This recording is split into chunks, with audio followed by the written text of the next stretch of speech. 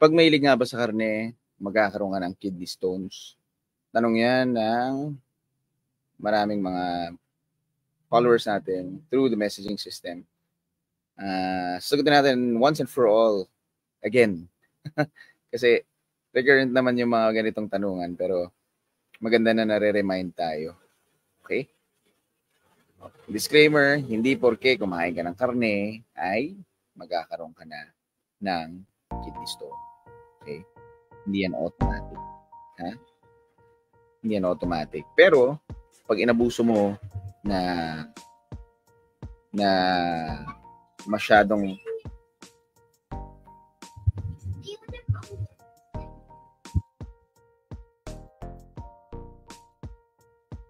ayun.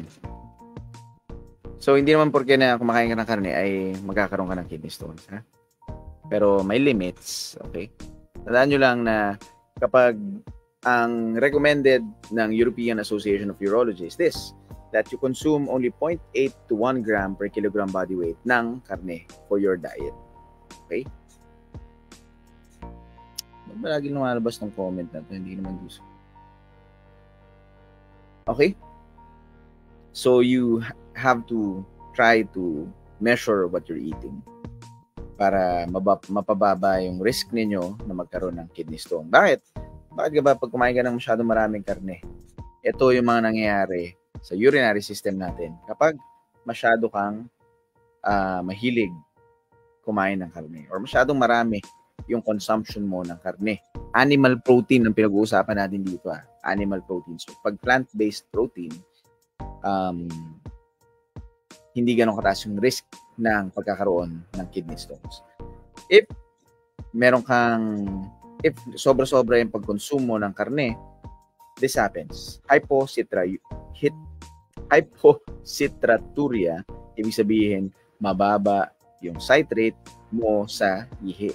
Pag mababa ang citrate mo sa ihi, mas mataas yung chance mo na magkaroon ng kidney stone kasi ang citrate ay isang inhibitor of stone formation. Okay? Inhibitor siya ng stone formation. Low urine pH. Bakit kalaban ang low urine pH? Pag mababa ang pH, acidic ang urine. Normally, acidic naman ang range ng ihi. Pero pag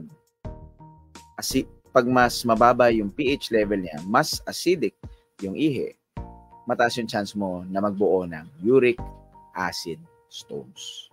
Okay? Ito naman, hyperoxaluria. Yan, hyperoxaluria. Hyperoxaluria. Kapag hyperoxaluria, mataas yung oxalates sa ihi. Okay?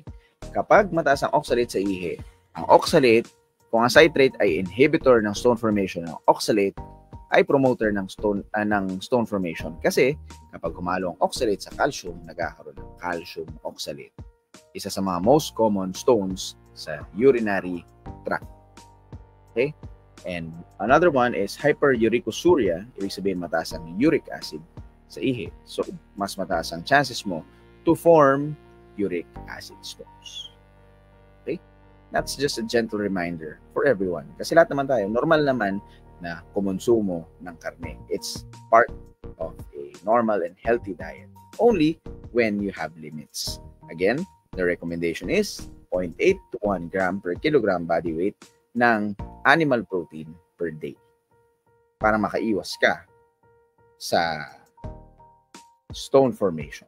Pag sobra-sobra, this will happen. Hindi naman automatically, pero this may happen to you and you may form kidney stones. Ayos? Ako si Doc Drew, urologist, stone free.